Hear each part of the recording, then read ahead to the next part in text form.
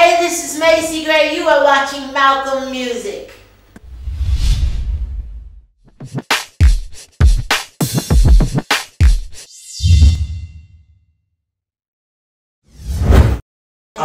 You've done the song with Angie Stone, and you've said you're just a regular girl, you love to watch TV at home. She's been a reality star on R&B Divas. Have you watched the show? Do you like the show? And could you see yourself starring in your own reality show maybe in the future? Because you have a really interesting life. Oh, thanks. Yeah, I've been approached a few times. I'm just, I can't imagine a camera following me around all the time. I mean, maybe I could do it. I don't really know. You like R&B Divas? Have you ever seen it? I've seen it once or twice. Okay.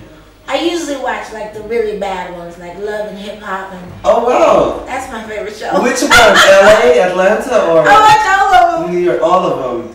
Isn't Ray J hilarious? He's so funny. He's crazy, right? Who knew? Yeah. Yeah. You've also done a song with Sunshine Anderson, who you've managed. Yeah. Now, how did that happen? How did that come about? And what happened with the Sunshine Anderson situation?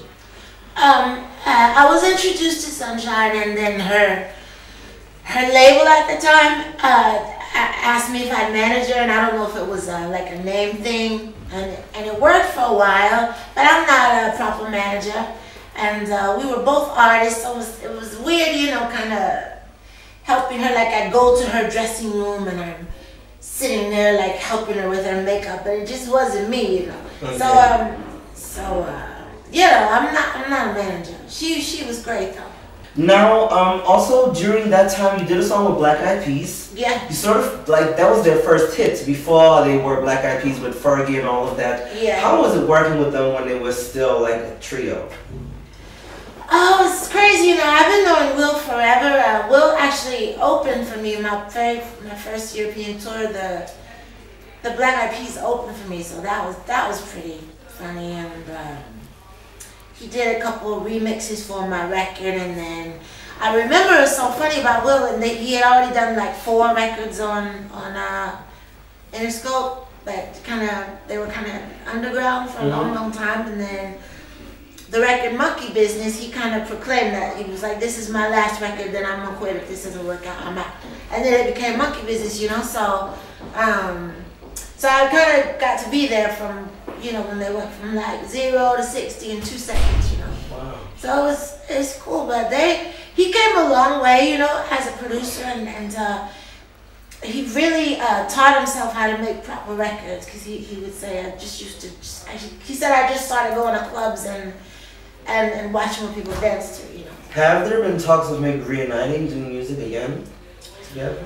Yeah, we're always open to that. We haven't done anything yet, but Will's very open. He loves making records, He'd probably make a record with your grandma if she wanted to. He just likes being in the studio, and so that's always an option, After you came out with the album Trouble with Being Myself, now that was one before you had those platinum albums all around the world, super successful. You've been on top of the world, all the awards you could imagine, and it sort of underperformed the record. How does it feel for an artist that has really been top notch to just realize, okay, this is not, going maybe like the label expected? How does one have to imagine? How does one deal with it and get out of such a slump of such a situation?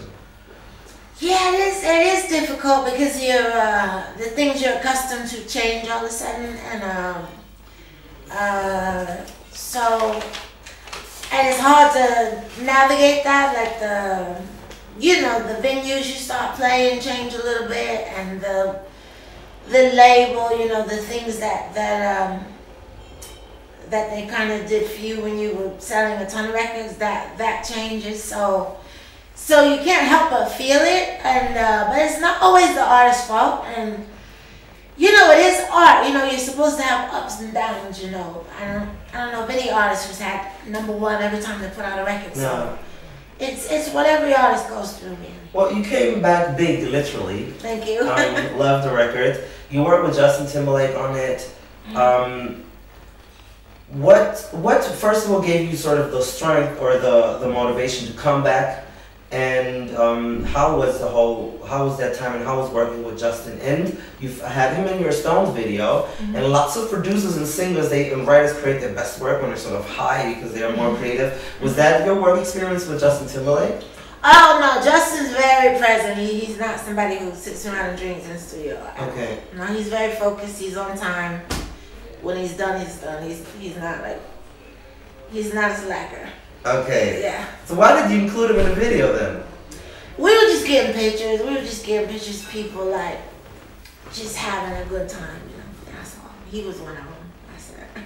We've talked about image before, and one thing I've admired about you is because you said one of your parents had a barbershop. And my father, he owns a barbershop too. Yeah. And it's like, you rarely do I see you with a wig on or a weave. Sometimes, but usually you have your natural hair, and you know, you seem to be adamant about that. Has that been a conscious effort, or is it just because it's too much stress for you to just put on this thing? How do you view this whole hair discussion? It seems to be a pretty heavy thing within African American culture. Yeah, hair, we just have a really unique hair. I think we're the only culture who has our hair, except for like hardcore Jews. They get that, they call it a Jufro. The Jufro, yeah. So it's just, it's wild. It's terribly curly, and so you have all these options. You can have an afro, you can straighten it, you can permanent, you can cut it off. Did people pressure you to do that?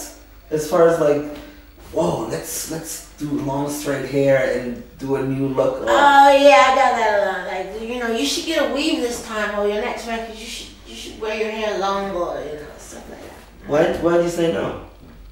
I've tried it. My hair naturally sticks up. It just, no matter what I do, my hair sticks up. It doesn't. It's really thick, so it's hard to like sit in a chair for 3 hours and wait for somebody to do my hair. I just can't get into that. Okay. It's not that. So it's more practical. It just is what my hair does. Like if I were to take my hat off, it would just do like that. You've done amazing Stevie Wonder tribute album. Thanks. Why Stevie Wonder? Because so many artists. What does he mean to you? Oh, I think Stevie means everything in music. You know, he's just such a great songwriter, and he taught everybody how to sing properly, really, and you know, he's just kind of the pillar of what an artist is supposed to do in their career, really, and you know, there's nobody that wouldn't want Stevie Wonder's career, you know. Could you see yourself tributing another artist? Like, I've heard you love Prince a lot, but could you see yourself maybe doing that again? Because a lot of people love that record. Yeah, I'm thinking about it. First I said no way, but it's actually could be cool, you know. Everyone says I was the first one to do it, even though mostly nobody heard it, but I might do it again. I'm thinking about it. We have finally arrived to your most recent album. I love the way it's a very grown and sexy sort of album, very adult, very sort of direct. What inspired you to like bold songs, like a song like Stone, a song like I Miss the Sex? Where did you draw your inspiration for those records? Well, we were just going for like a raw, like bassy kind of thing, you know, like bass line driven I can't really describe the sound, but it was meant to be like just live and raw, like not a lot of production and kind of like these kind of dirty songs, you know. And so that's where we went. Where did you draw from lyrically? Lyrically, just live, you know. Just there's always something to write about. I mean, you know, there's always something to write about. No specific situations. Well, yeah, like relationships and what have you. But I'm just saying that's it. Okay. That's it. Have you noticed the D'Angelo surprise release of his record? I haven't. You haven't? You didn't? Okay. When did it come out? No, I think this year, last month, and it just came out of nowhere, and it seems to be like that one. Yeah, I heard a couple many songs people do, from that. and Drake has done it and stuff. Is that something you find interesting, maybe for your next project, to just not announce it and just, well, here's my new album, Macy Gray? No, I think Beyonce did it, and now everybody thinks it's cool to do it. But everybody's not Beyonce. Like, you know, very few of us are gonna sell 2 million records without any promotion. It's true. I think they should leave that to her. You featured, and you said you like television. You featured Gary Busey in your video. Yeah. And you said you've done a nude performance for Jimmy Choo charity. So I'm thinking, could you see yourself, because Gary Busey was on Celebrity Apprentice, an amazing show, which is for charity. Could you? I think you would be hilarious on that show. Could you imagine yourself on that show? Would that be something you know do? They offer me that show every single year, and I keep saying no. You have to say yes every year. Oh my goodness! Why do you say no? I don't know, because I'm like, I don't know. You would be awesome. You think so? Yes. Maybe I'll do it. I've been binging like the last 10 seasons. And it's great. It's really good. Is it the one with Vivica Fox? Yeah, I've seen the one with Vivica Fox and the one before. I heard she was good. She was really good. She was 3rd place. She said, who won? Lisa Gibbons. Oh, right. Who are you rooting for? Geraldo? No. I'd probably root for Vivica because she's a friend of mine. You know her? Yeah. How do you know her? Oh, you probably through acting. You've done lots of movies. Yeah, we did a TV show together, and we used to live right up the street from each other. I had a question also. Somebody asked me for Colored Girls. How was that whole experience? It was wild. I had always wanted to work with Tyler Perry, and I've done a few songs for his soundtracks. But I had never been invited to be in one of his films, so I was really honored, and he was really happy with what I did. So that was a huge compliment. What happened to you that you turned down a song, and then next thing you know, you hear it on the radio and it's like this mega hit, or the other way around? Have there been stories like that for you? Two times. Yeah. Which songs? I Kissed a Girl. Oh, the Katy Perry record? Yeah, but way back. And it was a demo, and it didn't sound nothing like it, but the hook was there. She was going, I kissed a girl. And I was like, no. But it wasn't like Tyler Perry. I mean, what's her name? Katy Perry. It wasn't like a big rock thing, you know. It was like a little, like, it had like this really groovy bass line. Why did you turn down the songs? You thought the lyrics were too edgy, or? No, I just didn't. I just wasn't into it. I don't know. And which was the other track? Santana and what was it, Vanessa Carlton? Oh yeah, that was a huge song too. It was #1. So was I Kissed a Girl. I told you, see, I'm the one that said don't put out I Tried. I don't know what I'm doing. Okay. But it's okay. I mean, you still have your I Tried. It gets you to tour around the world, so. Yeah. Good. What is next on the horizon? Is there a new video coming out from this record? I've seen that you offer lots of your fans to be involved in your careers, similarly to TLC have done. So what can we expect from Macy Gray in the future, and what is sort of the next things on the horizon? Yeah, that's my next thing, just to make a proper, really great video.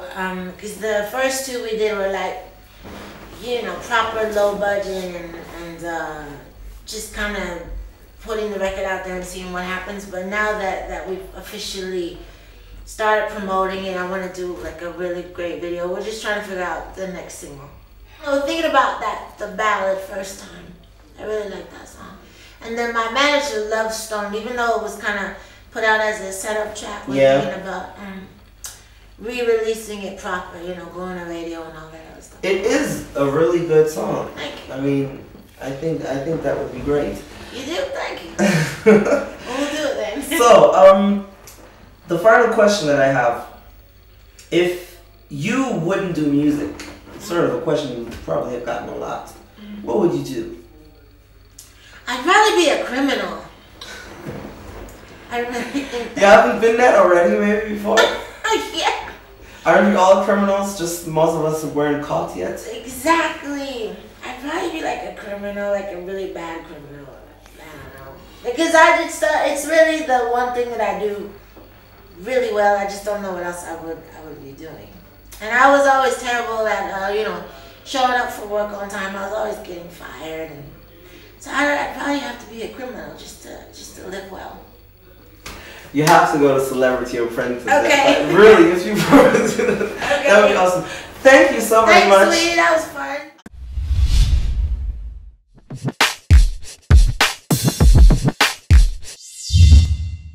Heard that. I kind of followed him for a minute, but then. So if he called you up, you'd do a song with him to say what I do? I love that dude. I'm telling you, he made me cry. I didn't understand a word he was saying. You should have reached out to him. I'm sure he's a big fan. Oh, I was so starstruck. Yeah. So he's still like crazy number one. He's the biggest act. He's definitely like the biggest artist. Like Ever. He's like the Beyoncé in Germany. He is? Yeah, he's like he comes out and it's just always number one. It's massive radio. I think I was at Subway today and I think I heard it. I think that was his voice. Yeah, but you don't know the song. So you The song that made me cry. I'll look it up because I still have the album at my house. Okay.